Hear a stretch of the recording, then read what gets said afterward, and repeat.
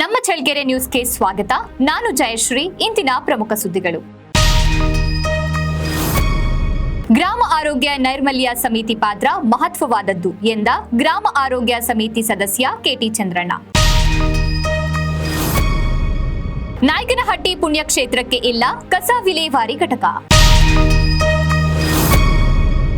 ವೈದ್ಯರ ದಿನಾಚರಣೆ ಅಂಗವಾಗಿ ನಗರದ ಎಸ್ಆರ್ ರಸ್ತೆಯಲ್ಲಿರುವ ಕ್ಲಿನಿಕ್ನಲ್ಲಿ ವೈದ್ಯರಾದ ಡಾಕ್ಟರ್ ಅಮಿತ್ ಗುಪ್ತಾ ಮತ್ತು ಪಶು ಸಹಾಯಕ ನಿರ್ದೇಶಕ ಡಾಕ್ಟರ್ ರೇವಣ್ಣಗೆ ಅಭಿನಂದನೆ ಸಲ್ಲಿಸಿದ ಪ್ರಗತಿಪರ ರೈತ ದಯಾನಂದ ಮೂರ್ತಿ.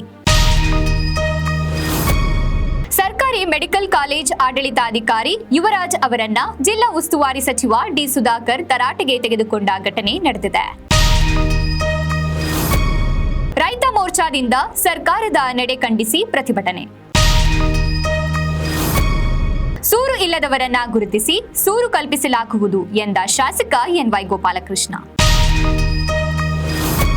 ಪರಧಾನದ ಆಸೆ, ಪರ ಸ್ತ್ರೀಯರ ವ್ಯಾಮೋಹ ಬಿಡಬೇಕು ಎಂದ ಸಾಣೆಹಳ್ಳಿ ಶ್ರೀಗಳು. ಪತ್ರಿಕಾ ರಂಗ ಪ್ರಜಾಪ್ರಭುತ್ವದ ವ್ಯವಸ್ಥೆಯಲ್ಲಿ ಅತಿ ಮುಖ್ಯ ಪಾತ್ರ ವಹಿಸುತ್ತದೆ ಎಂದ ಅಖಂಡ ಕರ್ನಾಟಕ ರಾಜ್ಯ ರೈತ ಸಂಘದ ತಾಲೂಕು ಅಧ್ಯಕ್ಷ ಚಿಕ್ಕಣ್ಣ.